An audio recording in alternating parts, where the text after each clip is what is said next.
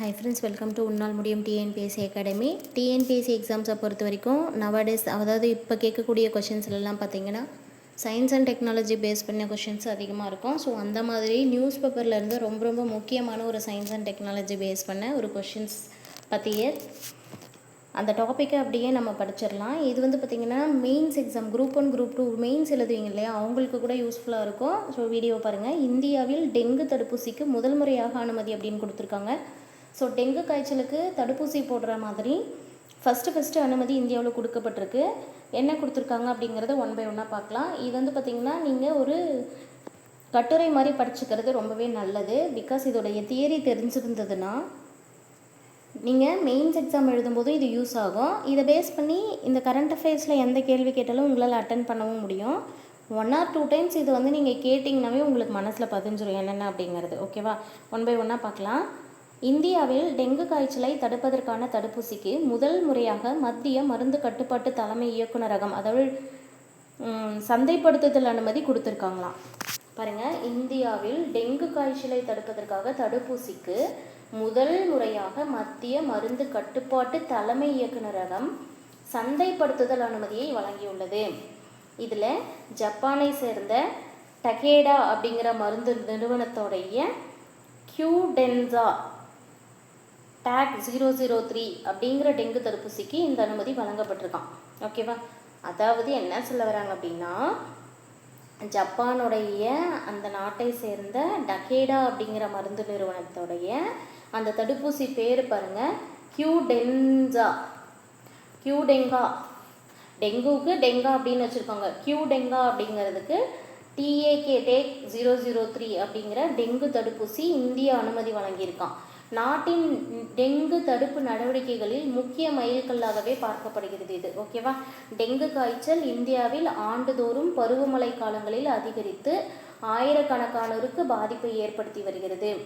இதுவரை கொசு ஒழிப்பு விழிப்புணர்வு மற்றும் நோய் அறிகுறிகளுக்கான சிகிச்சை மட்டுமே முக்கிய தடுப்பு வழிமுறையாக இருந்து வந்த நிலையில் தற்போது தடுப்பூசிக்கும் ஒப்பந்தம் கிடைத்திருப்பது குறிப்பிடத்தக்க ஒரு முன்னேற்றமாக பார்க்கப்படுகிறது.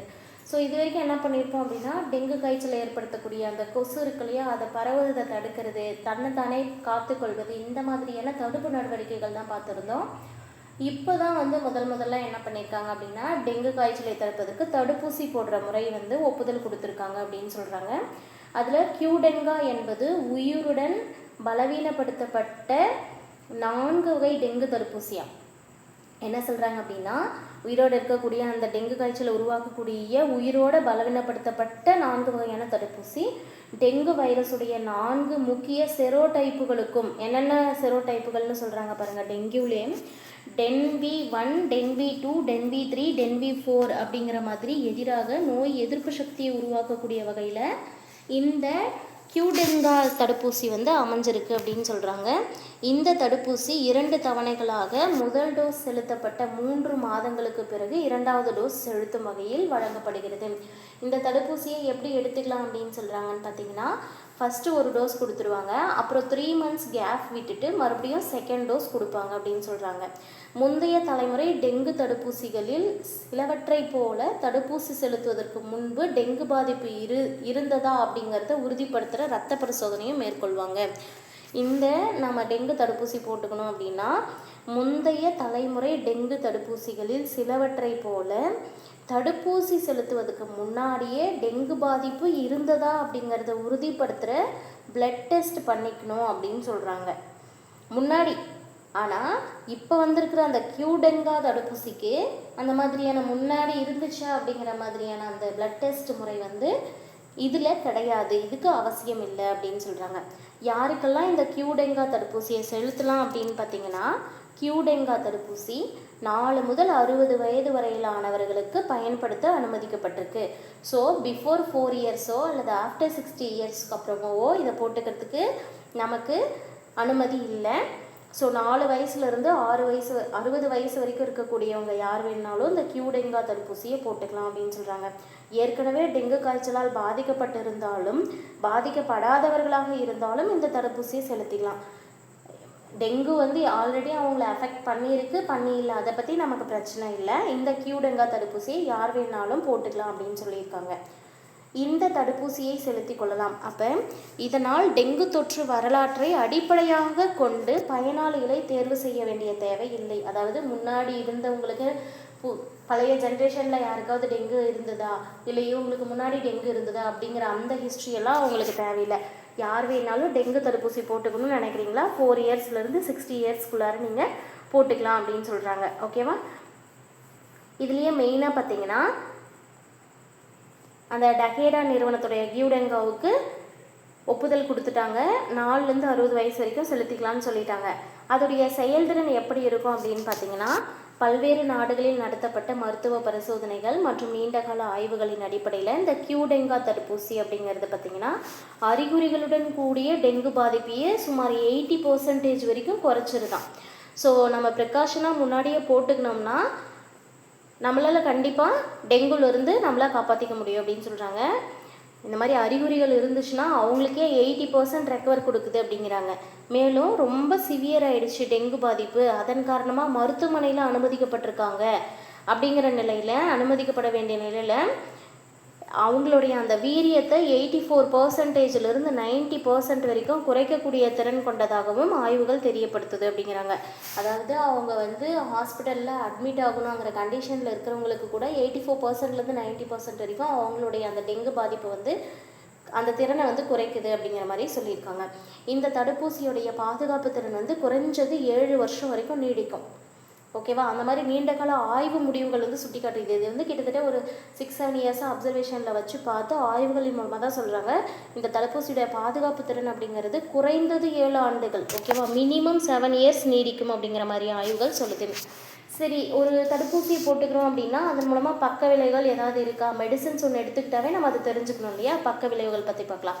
கியூடெங்கா தடுப்பூசி செலுத்தப்பட்ட பிறகு பொதுவாக லேசான அல்லது மிதமான பக்க விளைவுகள் தான் பதிவாயிருக்கு அப்படிங்கிறாங்க. ஸோ சிவியராக இதன் மூலமாக எந்த பக்க விளைவுகளும் இல்லை. காமனாக எல்லாருக்கும் இருக்கக்கூடியதோ, அதாவது மற்ற மெடிசன்ஸ் பயன்படுத்தும் போது வரக்கூடிய சின்ன சின்ன பக்க விளைவுகள் மாதிரி காமனாக இருக்கிறதோ அல்லது மிதமான பக்க விளைவுகள் தான் பதிவாயிருக்குன்னு சொல்கிறாங்க. இதுலேயே இந்த கியூடெங்கா ஊசி செலுத்திய இடத்துல வலி அல்லது சிவத்தல், தலைவலி, தசைவலி, லேசான காய்ச்சல் அந்த மாதிரி ஏற்படலாம். இப்போ ஊசி போட்டுக்கிறாங்க அப்படின்னா அது நார்மல் வலி இருக்கும், சிவப்பது அல்லது தலைவலி ஏற்படுவது, தசை வலி ஏற்படுவது, லேசான காய்ச்சல் ஏற்படுவது, இந்த மாதிரி சிலருக்கு ஏற்படலாம். எல்லாருக்குமே இருக்குமா அப்படின்னு சொல்லலை, சிலருக்கு ஏற்படலாம். இவை பெரும்பாலும் தற்காலிகமானவை தான். இப்போ குழந்தைங்களுக்கு தடுப்பூசி போட்டால் 1 or 2 days ஃபீவர் எப்படி இருக்கோ அந்த மாதிரி தான் இவை பெரும்பாலும் தற்காலிகமானவை, தானாகவே சரியாயிடும் அப்படிங்கிற மாதிரி தான் சொல்லியிருக்காங்க. ஸோ இது காமனாக வரக்கூடிய பக்க விளைவுகள் தான்.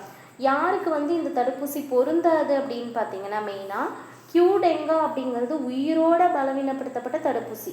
இது பார்த்திங்கன்னா இறந்த செல்களை பயன்படுத்தி அந்த மாதிரி இல்லை, உயிரோடு இருக்கக்கூடிய பலவீனப்படுத்தப்பட்ட தடுப்பூசிங்கிறதுனால கர்ப்பிணிகள், பாலூட்டும் தாய்மார்கள், அதே போல் நோய் எதிர்ப்பு சக்தி ரொம்ப ரொம்ப கம்மியாக இருக்குங்கிறவங்கெல்லாம் இந்த தடுப்பூசியை எடுத்துக்கூடாது அப்படின்னு சொல்லிட்டு தான் மருத்துவ நிபுணர்கள் சொல்கிறாங்க. யார் யாருன்னு பார்த்துக்கோங்க.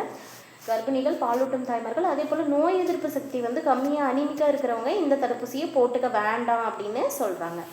அடுத்தது, உலக அளவில் இதோடைய பயன்பாடு எப்படி இருக்குது அப்படின்னு பார்க்கும்போது கியூடெங்கா தடுப்பூசிக்கு உலக சுகாதார அமைப்பின் முன்தகுதி வழங்கப்பட்டுள்ளது. ஸோ வேர்ல்டு ஹெல்த் ஆர்கனைசேஷனும் இதுக்கு முன்தகுதி வழங்கியிருக்காங்க. மேலும் ஐரோப்பிய ஒன்றியம், Britain, Brazil, Indonesia, Thailand, Argentina, Australia உள்ளிட்ட 40க்கும் மேற்பட்ட நாடுகளில் இந்த தடுப்பூசியானது ஏற்கனவே பயன்பாட்டில் இருந்துட்டு தான் இருக்குது. நம்ம இந்தியாவில் தான் முதல் முறையாக இதுக்கு ஒப்புதல் கொடுத்துருக்காங்க.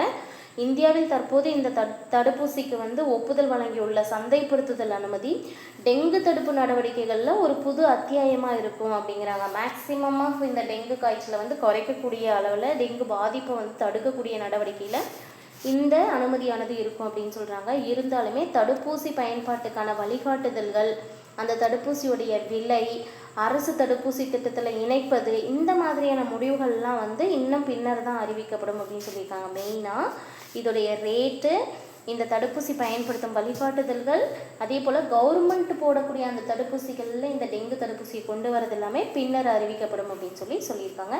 சயின்ஸ் அண்ட் டெக்னாலஜியில் ரொம்ப ரொம்ப முக்கியமான ஒரு டாபிக் தான் இந்த வீடியோ. யூஸ்ஃபுல்லாக இருந்ததுன்னா ஃப்ரெண்ட்ஸ்க்கு ஷேர் பண்ணுங்கள். டிஎன்பிஎஸ்சி ஆஸ்பிரண்ட்ஸ் கண்டிப்பாக இதை ஹிண்ட் எடுத்து வச்சுக்கோங்க. மெயின்ஸ் எக்ஸாமுக்கு யூஸ் ஆகும், குரூப் 1 குரூப் 2க்கு. தேங்க்யூ.